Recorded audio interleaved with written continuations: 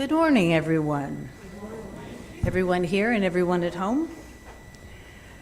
The Unitarian Universalist Church of Canandaigua is a group of spiritual freethinkers who gather to celebrate life, build community, and better the world. Wherever you are on your spiritual journey, you are welcome here. I'm Nancy Reed, your worship associate for this morning, and our service today will be led by Peggy Meeker, who 15 years ago was an intern learning to do this job from Maureen Titchener, and she has gone on to great things since then, and we'll get to hear her today. I'm so glad she's back. Thank you to everyone on this morning's worship team, also including music by Bill Mills. I don't think we have nursery care here today. And Children's Church for children 3 and older will be Pat Mills and Kaya Mills. If this is your first visit, welcome. We invite you to sign the visitor's book in the entryway. This service is also being live streamed to our YouTube channel. We will plan on continuing with this hybrid worship service throughout the church year, so you can join us each week here in person or on Zoom or later on YouTube. I have a few announcements for you today, actually quite a few today. Next week will be our second Sunday potluck. Bring a dish to pass if you're able, but please plan to stay and join us either way, as there's always plenty of food, or we make it be plenty of food. Friday, November 16th will be our first gathering for dinner church. That's a Friday evening dinner church. We will gather at 6 to put together grain bowls. Just bring an ingredient to add. Grains will be provided. As we enjoy our meal, Eileen will help us explore another way of being together and of being church. The UUCC Fundraising Committee will have a table at the Bloomfield Holiday Craft Fair on Saturday, November 18th. There are many ways to help. Pat Mills will lead a paracord bracelet making training downstairs today after the service. We hope to have 150 bracelets to sell. Pat will demonstrate how to make them. We're also looking to gather new homemade goods and crafts from the congregation that can be sold at our table. Proceeds will directly benefit UUCC. If you're an artist, crafter, or hobbyist with items you are willing to donate, please get in touch with Pat Mills. We also plan to get some hands together the week before the sale to create jarred soup mixes and cookie mixes and cocoa mixes. We're looking for donations of dried goods such as beans, lentils, spices, flour, cocoa, sugar, sprinkles, baking powder, baking soda, etc. Clean canning jars and with lids are also welcome.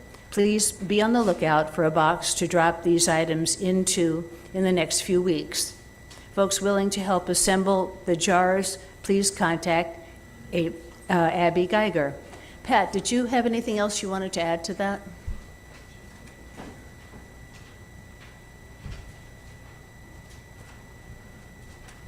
That was very thorough. I might say, though, the sale itself is in 2 weeks, so we don't have a few weeks to gather goods. We have like 1 week. Okay. Besides that, we're kind of overachieving on the fundraising committee.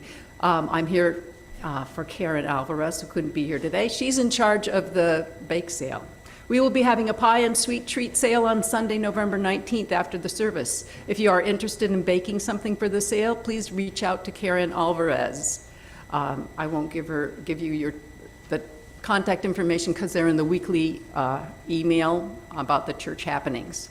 And you can let her know what you would be willing to bring. We will be reaching out to people who mostly attend services remotely with a list of available treats so that remote worshipers can also participate if they're interested. We will happily arrange for delivery on the afternoon of November 19th or later that week if it's more convenient. So lots of things going on. Thank you.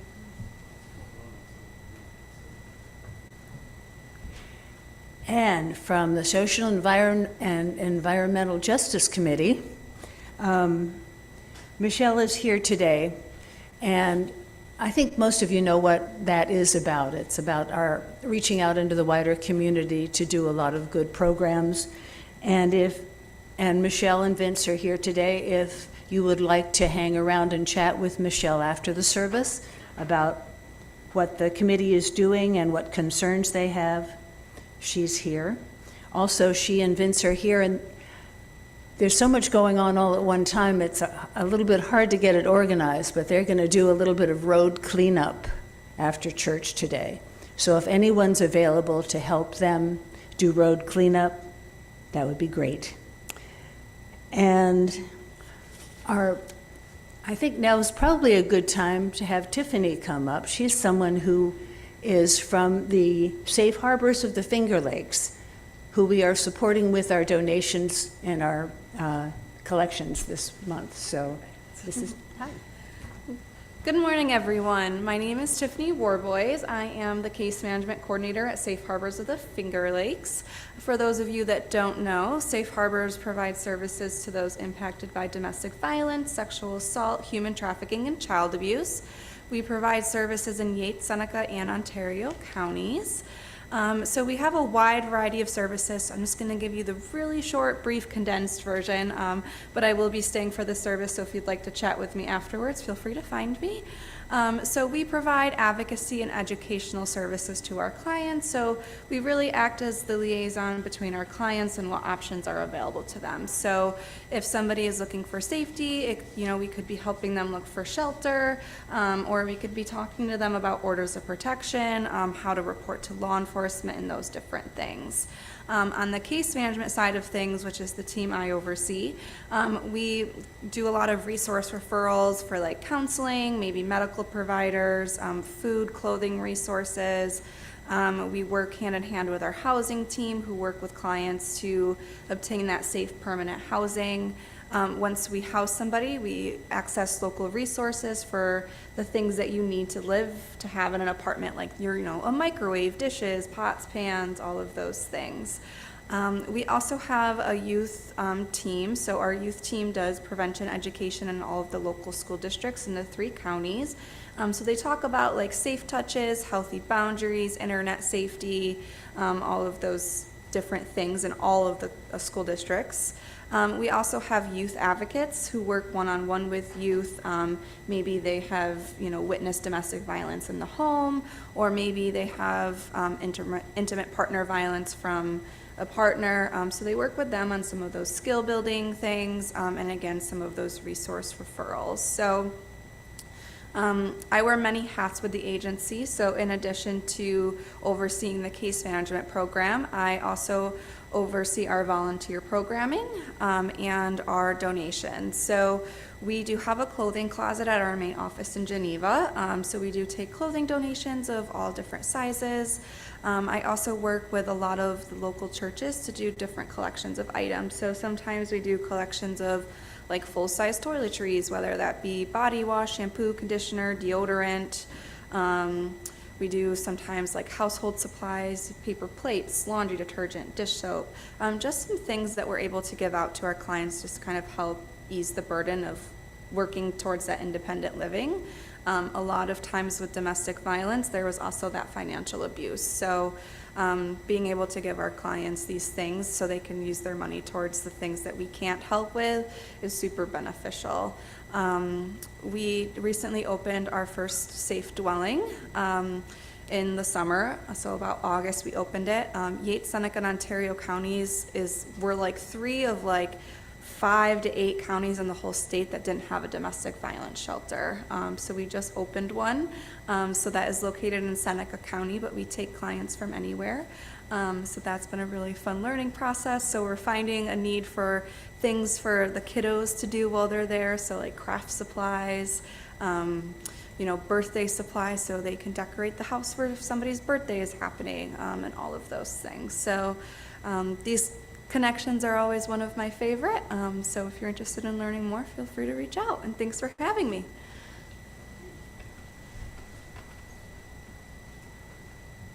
Are there any other announcements for the good of the community? I have one, Nancy. There's one small change in today's order of service. At 83, which is Winds Be Still, in place of Spirit of Life.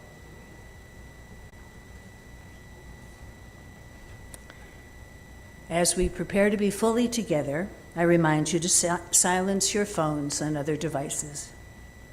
We now enter a space of worship.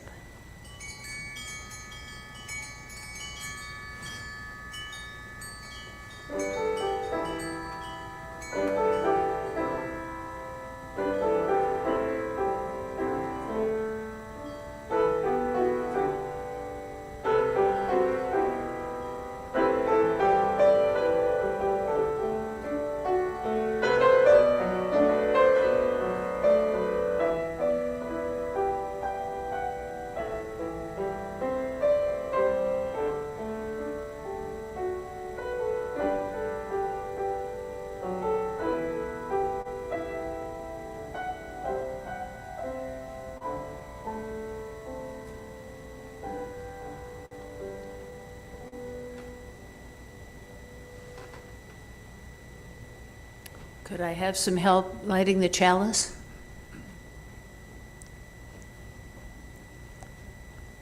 Please join me in our chalice lighting words.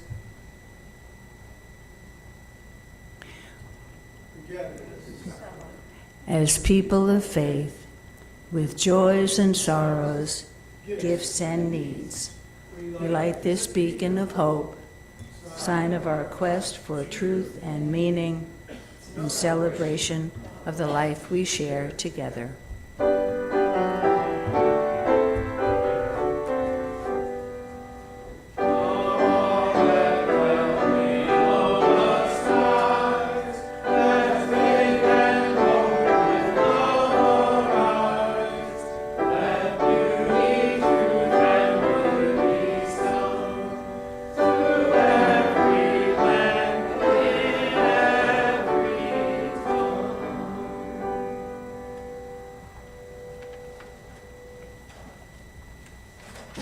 Good morning.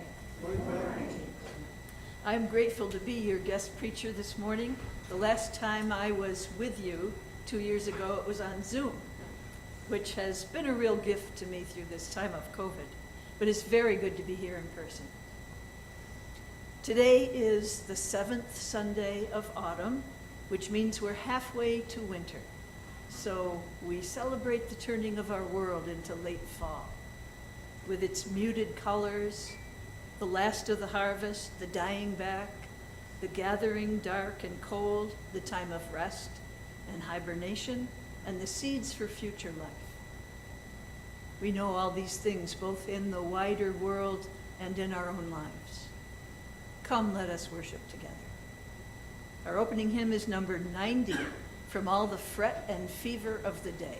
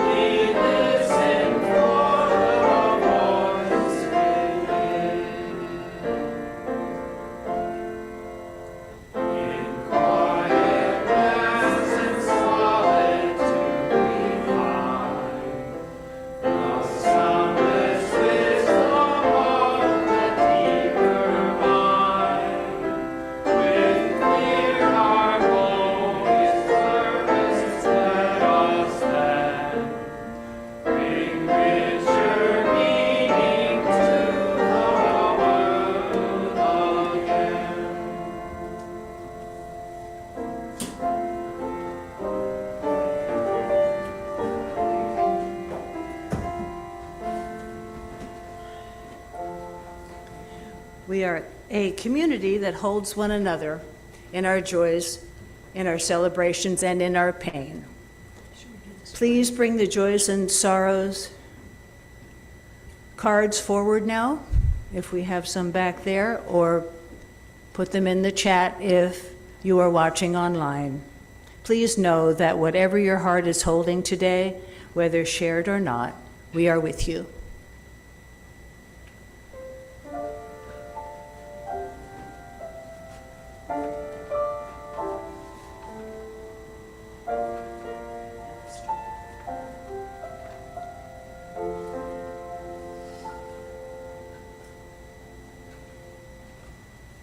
Do we have any young ones who would like to come up for the story? You can stay where you are if you want to. But I do need help with one thing. Who could help me out with something?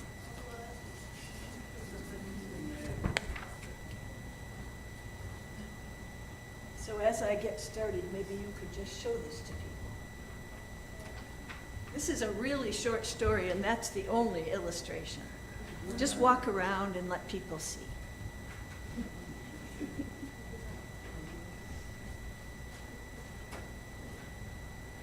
So there's two things you need to know about this story before I start. And so the first thing is that it's from the Islamic tradition, which is a different religion than ours. And they believe in a God who is creator of the world and everything in it. And one of their names for God is Allah. And the second thing you need to know is that this guy sitting under the tree here is, he's known for telling funny stories. And his name, he lived about 800 years ago, and his name was Mullah Nasruddin. So here's a story about Mullah Nasruddin and the pumpkin tree. The ever-old but always young Mullah Nasruddin was involved in what he did best, relaxing under the shade of a walnut tree, greeting friends as they walked by, enjoying his lunch of rice and lamb. He still found time to contemplate the wonders of Allah. How generous is Allah, he thought, to provide us with so many foods. He smiled while picking up a walnut on the ground and examined it. However, if I were God, I would have done things better. He looked over at the large garden of vegetables nearby. Take the pumpkin, for example. It's a huge fruit on a plant with no strength to hold it. Right? You all know pumpkin patches. Those vines can't hold up pumpkins. Well, the tiny walnut comes from a tree with enough strength to hold a donkey. If I were God, I would switch them and make pumpkins grow on trees. Just then he felt a tap on his head as a walnut fell from the tree. Looking at the object that had hit him, he exclaimed, "Oh, Allah, with what wisdom did you put walnuts on that tree? If it had been pumpkins, I would be sitting here with a huge lump on my head." So what do you think I think is the moral of that story?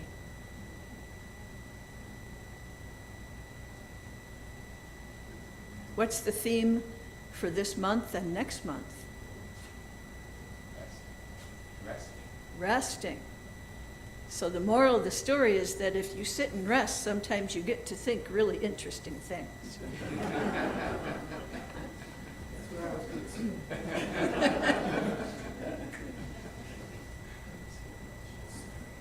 And now is the time in our service to join together in the spiritual practice of generosity. Our gifts of both time and money support our church in the work. And we have spotlighted this week the Social and Environmental Justice Committee, or Team 6, which is easier to say. And as I mentioned, Michelle Chapla is here if you wanted to talk more to her about that after the service. And thank you, Michelle, for all that you and your committee do. You've seen a little bit of it in hearing from Tiffany this morning. And 1/4 of our plate collection for this season goes to Safe Harbors, as you heard about, and you did hear what they are doing, and I'm so glad you were able to be here and tell us about that. You can give to this morning's offering by placing cash or a check into the basket or by one of the options on your screen. Please make a note that your gift is intended for today's offering. We now gratefully accept the offering.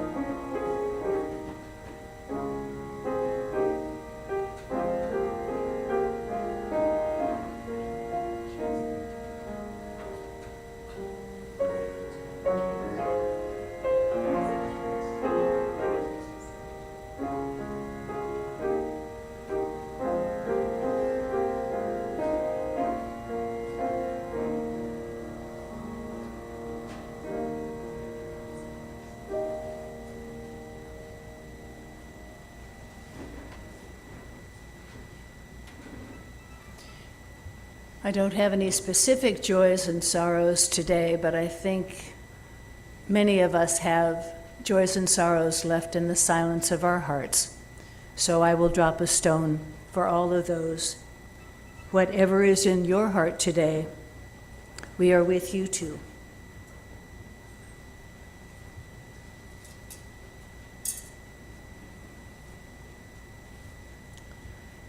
And now it's time for Children's Church downstairs with Pat and Kaya Mills.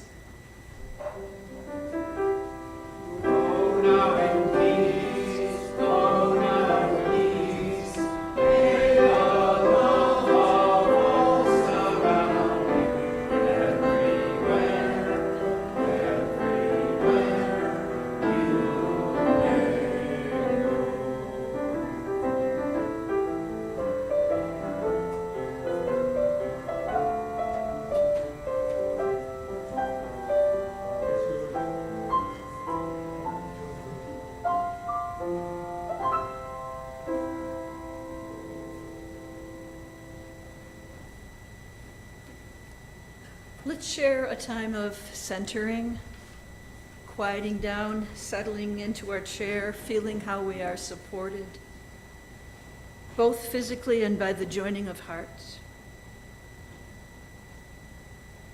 And let's share a brief time of silence to notice our breathing.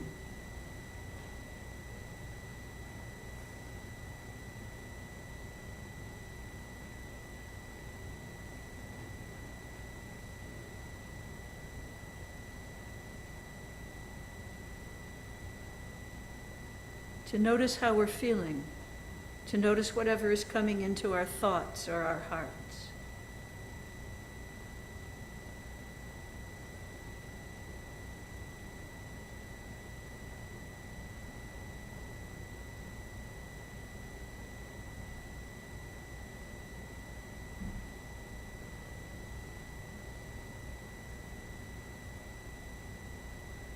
And now let's offer openness to ourselves and calmness and peace to ourselves.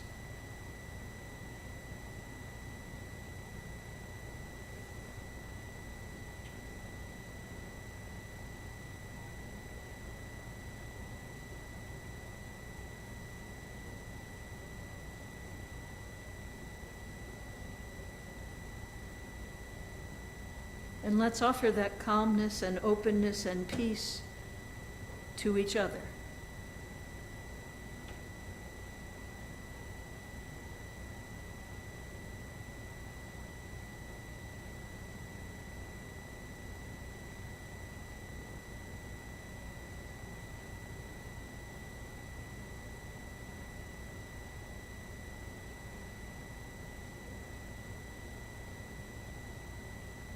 And to anyone for whom we have concerns.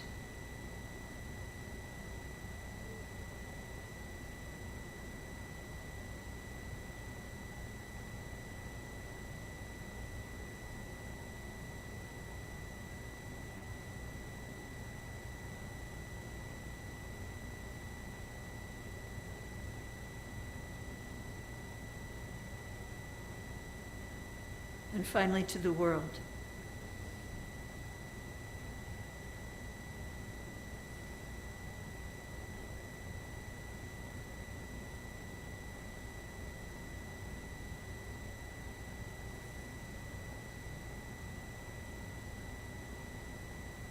May our thoughts and our prayers bring forth blessings.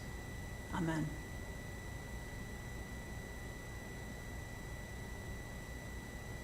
Hymn of meditation is number 83.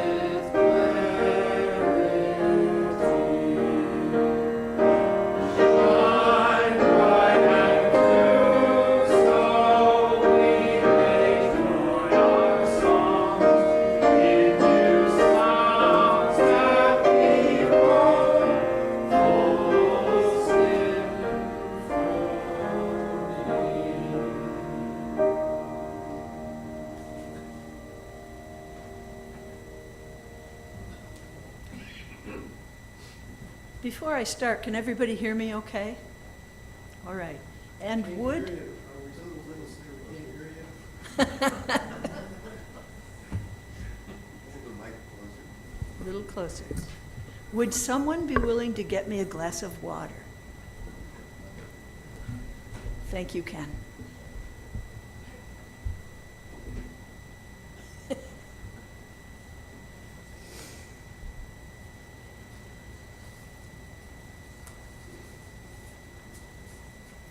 Rest has always been really important to me, and at the same time, it's always been a bit of a challenge. Maybe that's why it's felt so important. I'm better at resting now that I'm retired, but it still comes more naturally for me to schedule my days full of all the things I want to do than to make time to rest. Thank you very much.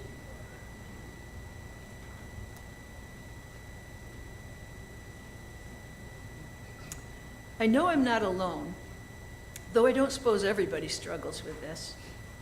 What I do know is that everybody needs rest to meet the demands of life. One of the hymns that I considered using for this morning's service is I Brought My Spirit to the Sea. It's number 4 in the gray hymnal, and I'm going to read it to you. I brought my spirit to the sea. I stood upon the shore. I gazed upon infinity. I heard the waters roar. And then there came a sense of peace. Some whisper calmed my soul. Some ancient ministry of stars had made my spirit whole. I brought my spirit to the trees that loomed against the sky. I touched each wandering, careless breeze to know if God was nigh. And then I felt an inner flame that fiercely burned my tears. Upright I rose from bended knee to meet the asking years. I could almost stop right there, but I won't. The truth is, when I started thinking about this sermon, finding a place to rest, I was wondering if rest, and in particular spiritual rest, peace within, might be a luxury that isn't available to everyone. The reason I was thinking along these lines is that I'd been telling a friend about this topic, this theme of rest, and I was saying that I'm a bit of a Buddhist and that I embrace the teaching that we all have Buddha nature, and that I can always fairly easily go within and find quiet and stillness and rest there. And she told me that it wasn't the same for her. She suffers from depression, and her mind doesn't always cooperate. It runs different narratives sometimes that are not peaceful and calm at all, not Buddha nature. And of course, there are many barriers to this kind of rest. For me, there's that part of me that's always driven to do more things, that finds it hard to stop. There's probably an infinite number of things, all part of human nature, that get in our way. And it's not just what's going on inside us either, but all the demands and pressures and violence of the world, all the trauma of one kind or another that we experience. So it's no wonder that we often find it difficult to rest. Be thinking about where you find rest. One of the places I find it is in a Buddhist/Christian meditation that I learned more than 20 years ago from a nun who is a sister of St. Joseph. I've used this meditation a lot and I've adapted it over the years. Currently, I use 3 slightly different versions in my prayer practice. So here are my 3 versions. Maybe some of you know something like this. I have arrived, I am home. In the here and the now, in God I dwell. There is nowhere else I need to go. There is nothing else I need to do or be. Number 2, I have arrived, I am home. In the here and the now, in the universe I dwell. There is nowhere else I need to go. There is nothing else I need to do or be. Number 3, I have arrived, I am home. In the here and the now, in the Tao I dwell. There is nowhere else I need to go. There is nothing else I need to do or be. So when I began thinking about this sermon and about rest, this is where I started. I rest in God, for me a presence and a force for love. You might choose different words, mystery, for example, or all that is sacred. I rest in the universe, all that is, capital letters. This whole interdependent web of all existence of which we are a part, as our Unitarian Universalist principles put it. And I rest in the Tao, the flow of things, the always changing, always becoming nature of everything. I have a quote that I love about the flow of everything from the Buddhist teacher Chogyam Trungpa Rinpoche. The bad news is you're falling through the air, nothing to hang on to, no parachute. The good news is there's no ground. Now stay with me. There's no ground means you're not going to crash land. So that's a good thing. It's easy to hear there's no ground as meaning there's nothing to steady yourself on, but that's not it. There are many good ways to steady yourself or ground yourself, but landing in one spot and staying there isn't one of them. Because life isn't like that. Life never stops and settles, it's always moving. So we can never figure things out once and for all. In my meditation, I have arrived doesn't mean now I'm done. What we've arrived at, is this here and now, this moment. We still have to keep figuring things out all our lives as we keep going along. So metaphorically, we're falling through the air, and that's okay, because falling through the air doesn't hurt. And in the meantime, we can rest in love, in the universe, and in the always becoming nature of everything.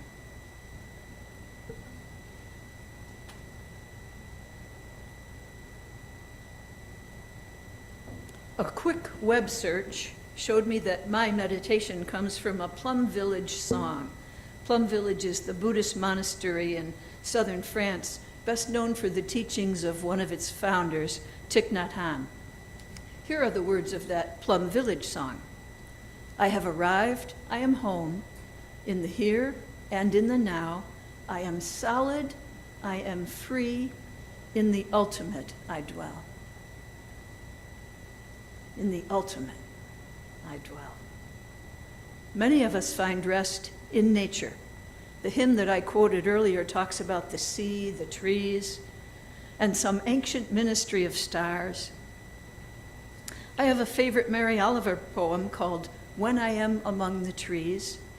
She says trees save her. The light flows from their branches, she writes, and they call again. It's simple, they say. And you too have come into the world to do this, to go easy, to be filled with light, and to shine. The other day when I checked out the packet of resources for this theme of rest, I found that very poem quoted. And I also found this Celtic prayer for peace and sleep. May the peace of the tallest mountain and the peace of the smallest stone be your peace. May the stillness of the stars watch over you. May the everlasting music of the wave lull you to rest. I think my favorite poem about nature and rest is Wendell Berry's The Peace of Wild Things. Listen and let it take you there. When despair for the world grows in me and I wake in the night at the least sound, in fear of what my life and my children's lives may be, I go and lie down where the wood drake rests in his beauty on the water. And the great heron feeds. I come into the presence of wild things who do not tax their lives with forethought of grief. I come into the presence of still water, and I feel above me the day-blind stars waiting with their light. For a time, I rest in the grace of the world and am free.